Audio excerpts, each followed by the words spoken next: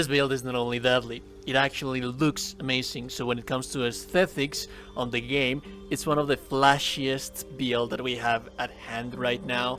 Yes, we have like 600 spells right now in the game, but not all of them stand out as much as this one does. And what I love about this build is that you are going to be able to tank things, you're going to be able to solo things, you're going to be self-sufficient, you're going to be dealing tons of damage, and you're going to have lots and lots of crowd control potential. So there's basically virtually no downside about this build. Well, if I can think of a downside, it would be that it's going to be focused on just one element. So enemies resistant to these elements, yeah, that is going to be a bummer. You are going to be having to use the assistance of the crew for those specific fights, but for everything else, this thing is just going to melt everything.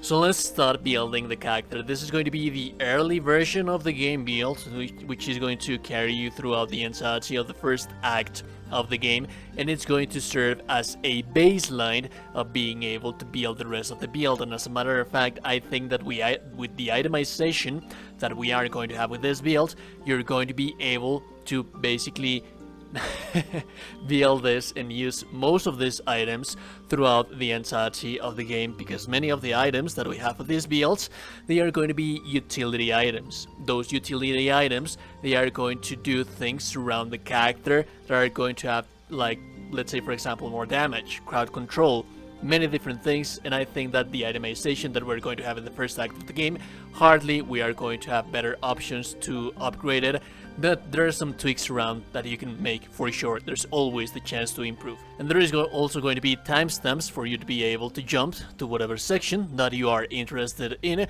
We're going to be dividing this thing into the levels that we're going to be taking, itemization, and the rotation or builds or skills or playstyle that this build is going to have. Before we continue, down a little word from today's sponsor, Bloodline, Heroes of Lythas, and I do have to say that this game actually does look quite beautiful, amazing graphically speaking, but also it has one of the most unique main game mechanics that I have ever seen in a video game, more so on a mobile game. The thing about the game is that you find your very own waifu and make sweet love to them as it was intended on Holy Creation, and your offspring is going to be a powerful champion. How it works is that the traits that your offsprings or your champions have, they come from marrying different bloodlines to combine them and get powerful bonuses for character builds between amazing, just amazing abilities of many more that will complement your gameplay desires. And also, I love this, they change as well their appearance, so it is not only on the gameplay mechanics, your characters are always going to be always flashy as they are supposed to be, meaning lots and lots of possibilities by mixing and matching your bloodlines at your leisure and heart's content. There's all kind of different bloodlines to mix and match, and to ensure that you're never going to have lack of combination, there's bi-weekly new bloodlines so that your combinations never ever have to meet a bitter end. In addition to that, there is seasonal PvP content that will allow you to challenge other players in devastating battles and demonstrate that you are the real MVP of the server, of the realm, and whatever place that you fight in this game. You can download the game for free on Android and iOS with the QR code that you are seeing on the screen, as well as in the video description and the pinned comment section down below as well. By doing so, you will get a special starter pack worth of 20 bucks that will yield you one summoning crystal, 100,000 gold, oh boy, yeah, give me all of that, and 100 diamonds. The first 30 players to leave their account ID and username in the pinned comment section as well will get a legendary or female champion, Ugrul, one of the MVPs that will make the game just a breeze for you. Back to the video. Right, so let's begin with level. We are going to be, of course, a cleric at level 1. We are going to be a cleric of the Tempest domain. The things that this is going to give us when we create the character is going to be Thunder Wave. And Thunder Wave is going to be our main means of damage as we level up. For cantrips, we are going to take Sacred Flame because it's an amazing choice for you whenever you run out of spell slots. At the first early stages of the game, you could also use your melee weapons, but that is not that advisable. One thing that I cannot stress enough how amazing it is, and that you should always have it, it's guidance. Because guidance is just basically free, unlimited ability modifiers on your checks, for your charisma, for any kind of your checks. It adds 1d4 bonus to your ability checks on socials and exploration as well, provided that you are casting it, and it's always going to ask you to cast it before you take a choice. After that, any other cantrip that you want to take, then that is entirely up to you. The other thing that we are going to get from this subclass is going to be Wrath of the Storm. Wrath of the Storm is going to allow us to counterattack an enemy with either thunder or lightning damage, depending on what we want to choose. We can take advantage of the efficiency on the vulnerability of the enemy as well as resistances with this thing, but it's also very important as well that it should always be reacting, because this is not going to consume spell slots. This reaction specifically, it's always free, just free damage that you're always going to get, because it's rechargeable each turn, and it's not going to waste any kind of resource when it comes to the spell slots. Now the abilities that we are going to have, we are going to lower all of the points into strength. We're not going to be using strength. We're not going to be using intelligence either, and we're not going to be using charisma either. So we want to dump all of our points into dexterity, constitution, and wisdom. Dexterity is going to give us armor class, because we are going to be using medium armor. It's also going to give us lots of initiative, and also constitution is going to allow us to keep concentration, and with this build we're always going to have concentration. The bonus that you are going to have, it's going to be on constitution, so you are going to have 15, 16, and 17. Now dexterity and wisdom, we are going to raise them later on, so we are going to have virtually 16, 16, and 18 for a properly +3 to dexterity saving throws and checks, +3 to constitution saving throws and checks, and +4 to wisdom saving throws, attack rolls, and damage rolls, and whatnot. The spells that you are going to be using with this build, early stages of the game, if you want to, you can use concentration spells like Bless or Bane. My favorite spells for a cleric are always Command, early stages of the game, Bless, but you're not going to be using Bless on the early stages of the game. I do not think that we're going to be using Command once the build has been fully established, which is going to be at level 5. And it's always a nice idea to use Shield of Fate, because armor class to armor class before you actually start concentrating in something different for those early stages of the fight, it's always amazing. And healing words, especially healing words, cure wounds and healing words, it's always amazing, because this is a bonus action, so we can actually always take advantage of that. But we're going to be taking one of these things out, because we're going to be using our circle of water, and that is going to be a main thing of our build. Next thing that we are going to get in here is going to be our destructive rod, which is going to be the channel divinity. And this thing, what basically is going to do is just more free damage. Well, not free damage, it is a resource, but what this thing does is that once per long rest, you get the chance to channel your divinity into one of your thunder or lightning spells to deal the maximum amount of damage possible with those spells, which is going to be huge damage potential for this build. At level 3, on the spell slots, you can actually play with whatever you want at your leisure and heart's content. But for the purpose of this build, it's just mainly going to be Thunder Wave as a main means of damage, and then we're also going to have Shatter at level 3, which is going to be our next means of damage. The thing is that with Thunder Wave is going to be close range and also crowd control. But Shatter is going to be our distance damage spell, which is going to have 18 meters of being able to deal damage with this thing, and it just deals amazing amounts of damage on the early stages of the game. At level 4, we are going to have the choice to choose a different cantrip, and then again, you can use utility in here. We're not going to be using cantrips that much with this specific build.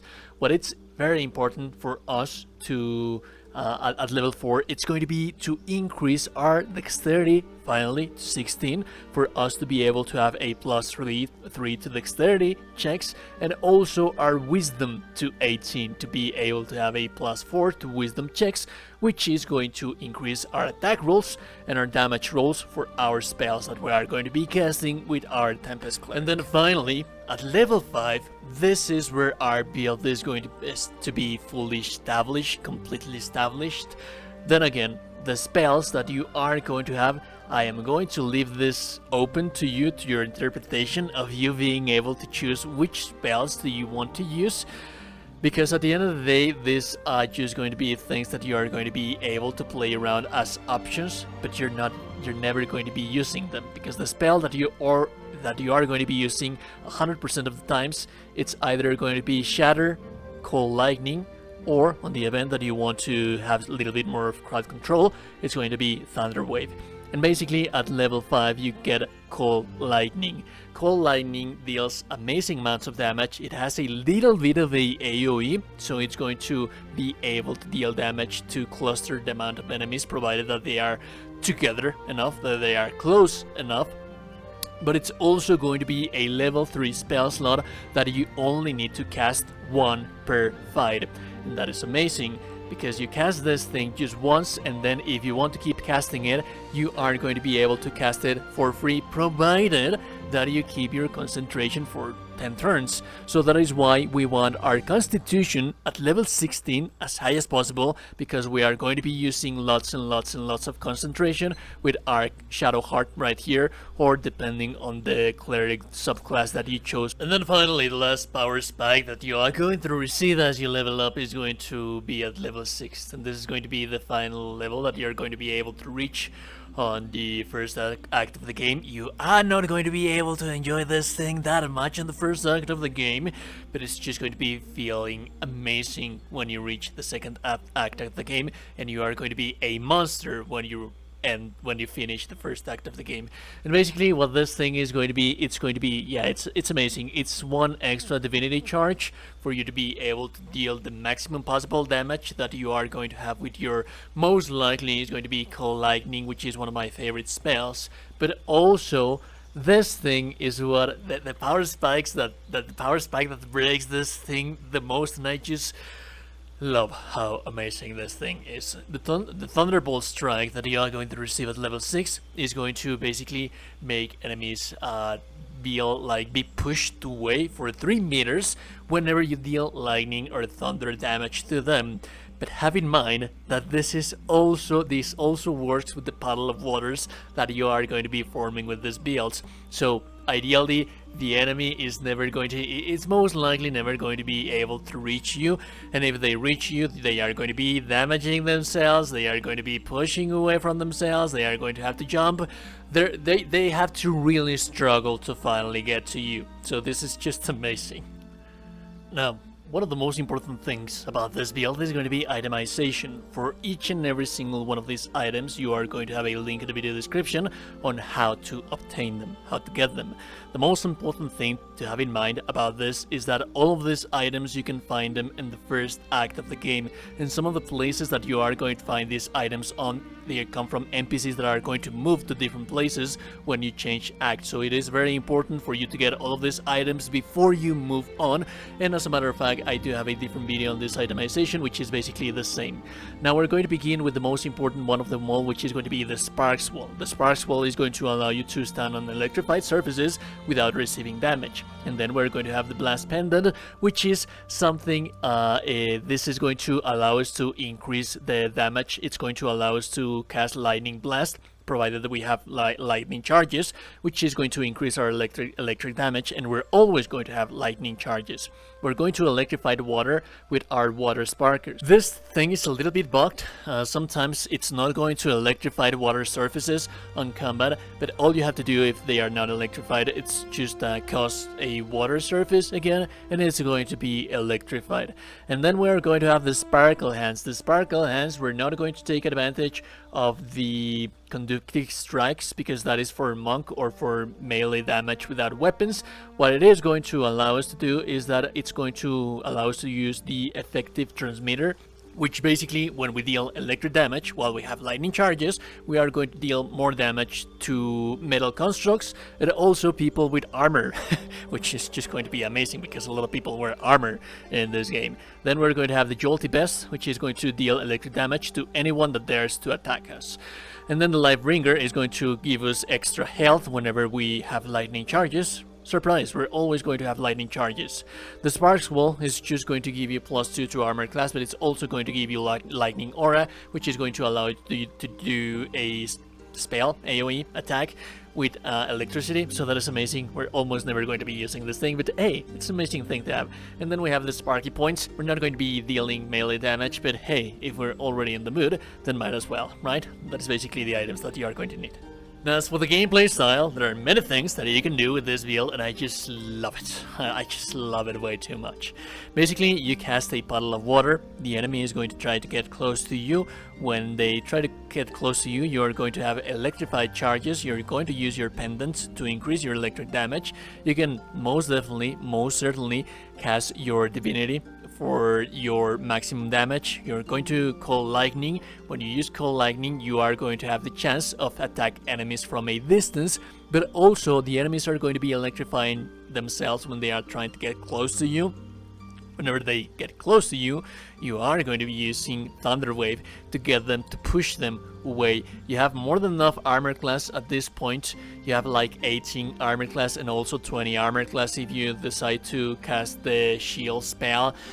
It's going to be useful before you actually cast the Cold Lightning, and basically you have control over the whole battlefield. You have control over the enemies that are trying to get close to you. If they get close enough to hit you, they are going to electrify themselves. They are going to be CC'd because of that, and also whenever they get close to you, you use Thunder Wave to get them away, to push them away from you, and then they are going to have to come back, surprise, again to you, electrifying themselves in the water that you have again. And also you are going to be using Cold Lightning as a means of dealing damage for the enemies like archers and whatnot. And basically, all in all, you are a tank, you are a ranged tank, and you also have crowd control over the whole situation. It's also amazing to use this thing on a party play. Yes, this is going to be able to solo most of the things that you have in the game, but also on party play, like for example, if you have a whole bunch of casters or a whole bunch of range attack allies, you can just be on the center of the electrified water. Usually the enemy is not going to be coming that willingly to you. If they have the electrified water, they are going to be targeting different targets. But if your allies are far away enough for them to be able to deal damage, and that is amazing. And also if you have a second tank on the party and you have a caster or a range character ally, and the enemy is going to be looking for that tank, you're basically going to be dividing the enemy, and that is how the build works. It's amazing, it's beautiful, and I love it. And I am fairly certain that you can use most of this itemization throughout most of the game, because you are just going to get more and more powerful as you level up, while you still use these items that are going to be amazing, and they are still going to be using their function as they are supposed to do. Anyways, if you like content, so like and never super appreciate it. Know what's told you today that you're a gorgeous and beautiful person. You are indeed a gorgeous and beautiful person. Remember to like the video before you close the door. Now I'll be seeing you goddamn gorgeous and beautiful people in the next one. Have a beautiful day and goodbye.